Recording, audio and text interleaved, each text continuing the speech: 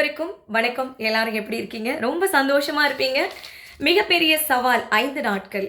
இதை தாண்டி இந்த சவால்கள் எல்லாவற்றையும் எதிர்கொண்டு சி ஜோசப் விஜய் என்னும் நான் அப்படின்னு இந்த ஒரு வாக்கியத்தை கேட்பதற்கு நீங்கள் வெயிட் பண்ணிட்டு இருந்தீங்க. உங்களுடன் சேர்ந்து நானும் வெயிட் பண்ணேன். அது இன்றைக்கு நடந்திருக்கு. நடந்ததில் மிகப்பெரிய சந்தோஷம். தமிழ்நாட்டு மக்கள் எல்லாருக்கும் அவருக்கு வாழ்த்து தெரிவிக்கிறத தாண்டி இந்த பதிவு எதற்காக அப்படின்னா, அவர் போட்ட அந்த சைன் அதை பற்றி பேசணும். அதுக்கப்புறம் அவர் இந்த ஆட்சிக்கு, இந்த அரசியலுக்கு வரும்பொழுது நிறைய விமர்சனங்கள் இருந்துச்சு. அந்த விமர்சனத்திற்கு, முக்கியமான விமர்சனத்திற்கு பதில் சொல்லணும். அந்த வகையில் தான் இந்த பதிவு. என்ன அப்படின்னா, நான் அதை படிச்சிடுறேன். Power becomes meaningful only when it touches people lives. மக்களின் வாழ்க்கையை தொடும்போதுதான் அதிகாரத்திற்கு உண்மையான அர்த்தம் கிடைக்கும். அந்த ஃபஸ்ட்டு 3 சைனுமே அதை தொட்டுடுச்சு இல்லை? மக்களின் வாழ்வாதாரத்தை தொடும்போது தான். இந்த லைனை நம்ம அண்டர்லைன் பண்ணிக்கணும். First sign, first message, people come first அப்படின்றத ப்ரூவ் பண்ணியிருக்காரு. இவர் தான் பெஸ்ட் லீடர் அப்படின்ற மாதிரி அந்த ஃபஸ்ட்டு சைன் வந்துட்டு இருந்திருக்கு.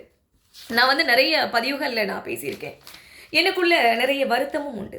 இந்த போதைப் பொருள், இந்த கலாச்சாரம் அதிகமானதுனால பள்ளி மாணவர்கள் தொடங்கி எவ்வளவு பாதிப்பு. இதுக்கு ஒரு ஃபுல் ஸ்டாப் கிடையவே கிடையாதா?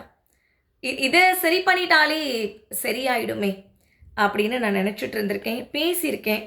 பட் எனக்கு ரொம்ப சந்தோஷம் இந்த சைன் பண்ணதில். அதாவது முதல்ல மக்களுடைய அடிப்படை, இன்றைக்கு மின்சாரம் இல்லாமல் எதையும் பண்ண முடியாது. அதை ஃப்ரீ பண்ணி கொடுத்துருக்காங்க. 200 யூனிட் இலவசமாக கொடுத்துருக்காங்க. அதுக்கு ஒரு சைன். சிங்க பெண்களுக்கு சிறப்பு பாதுகாக்கிறதுக்கு சிறப்பு அதிரடி படை, அதுக்கு ஒரு சைன். அதுக்கப்புறம் போதைப் பொருள் தடுப்பு படை, இதுக்கு ஒரு சைன். இது 3மே ஸோ இம்பார்ட்டண்ட், இன்றைக்கு தேவையான ஒன்று.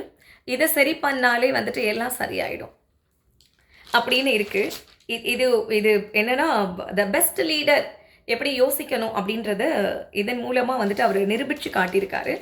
அதுக்கப்புறம் சில கேள்விகள் இருக்குது மக்களுக்கு அப்படின்னு நான் சொல்லியிருந்தேன் இல்லை? அதாவது நிறைய அனுபவம் தேவை இல்லையா அரசியலுக்கு?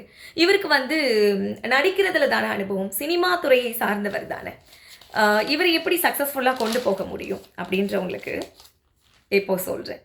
Experience can guide a government, but compassions can change people lives. அனுபவம் தேவைதான், இல்லைன்னு சொல்லலை.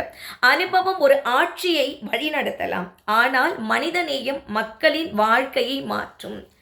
மனிதநேயத்தோடு போட்ட சைனாக தான் நான் இதை பார்க்கப்படுறேன். ஒரு சிறந்த தலைவர்கள் எப்படி இருக்கணும் அப்படின்னா, எவ்வளோ நாள் நம்ம ஆட்சியில் இருந்தோம் அதெல்லாம் கிடையாது. Power becomes meaningful only when it touches people lives. அதை நான் சொல்லிட்டேன் உங்களுக்கு. அதற்கப்புறம் political is not about how long you stayed in power. It is about how deeply you understand people. அரசியல் என்பது எவ்வளவு காலம் அதிகாரத்தில் இருந்தீர்கள் என்பது அல்ல, பின்பு என்ன அப்படின்னா மக்களை எவ்வளவு ஆழமாக புரிந்து கொண்டீர்கள் என்பதில் தான் இருக்கு. ஸோ அதாவது என்ன அனுபவம் இருக்குது, என்ன பண்ணுவார் அப்படின்றது கிடையாது, என்ன தெரியும் அப்படின்றது கிடையாது. எல்லாவற்றையும் தெரிஞ்சிக்கணும் அப்படின்றதெல்லாம் அவசியம் கிடையாது. ஆனால் மக்களுக்கு என்ன தேவை என்று தெரிஞ்சுக்கிட்டாலே போதும். இது ஒரு ஷார்ட் அண்ட் ஸ்வீட்டாக ஒரு சின்ன கதை. ஒரு கிராமம் இருக்குது. அந்த கிராமத்தில் ரொம்ப எக்ஸ்பீரியன்ஸான ஒரு பர்சன் இருக்கார். நல்லா படித்தவர், புத்திசாலின்னு சொல்லக்கூடிய ஒரு நபர் அவர் இருக்கார். இன்னொருத்தர் மக்களுடைய குறைகளை கேட்பார். முதல்ல லிசன் பண்ணுவார், காது கொடுத்து கேட்பார். அப்போது ஒரு ப்ராப்ளம் வரும்பொழுது இந்த அனுபவசாலி, நல்ல படித்த நபர், அவர் என்ன பண்ணுறாரு அப்படின்னா ரூல்ஸ் பேச ஆரம்பிக்கிறாரு. இவர் என்ன பண்ணுறாரு அப்படின்னா, அந்த ஆப்போசிட் பர்சன் காது கொடுத்து கேட்பாருன்னு சொன்னேன்ல, அவர் காது கொடுத்து பிரச்சனை என்ன அப்படின்றத கேட்டுட்டு அதை சரி பண்ணுறதுக்கு வேலையை பண்ணிகிட்ருக்காரு. ஸோ இப்போ நமக்கு இங்கே என்ன தேவை அப்படின்னா, ரூல்ஸ் பேசுகிறவங்கலாம் தேவையில்லை, எல்லாம் தெரிஞ்சவங்கலாம் தேவையில்லை, எத்தனை வருடங்கள் அனுபவம் இருக்கிறவங்கெல்லாம் தேவையில்லை. அவங்களுடைய குறைகளை சரி பண்ணுறதுக்கு நல்ல மனசு இருந்தாலே போதும். ஒன்று தெரிஞ்சுக்கிட்டா போதுங்க. எல்லாவற்றையும் தெரிஞ்சுக்கணும்னு அவசியம் இல்ல. மக்களுடைய பணத்த எடுக்கக்கூடாது. மக்களுடைய பணம் மக்களுக்கு தான் செலவு பண்ணணும் அப்படின்ற ஒற்றை விஷயம் தெரிஞ்சாலே போதும். இங்க வந்துட்டு ஏன் சிஸ்டம் சரியில்லன்னு சொல்றாங்க அப்படின்னா, ஊழல்னால தான். அந்த ஊழல சரி பண்ணுவோம். மக்களுடைய பணத்த நாங்க தொடவே மாட்டோம் அப்படின்னு சொல்லக்கூடிய அந்த ஒற்றை வார்த்தை போதும் இல்லையா? அதுக்கப்புறம் தமிழ்நாடு வேற லெவல்ல ஆயிடும் இல்ல. ஸோ அத தான் தரேன் அப்படின்னு சொல்லியிருக்காங்க.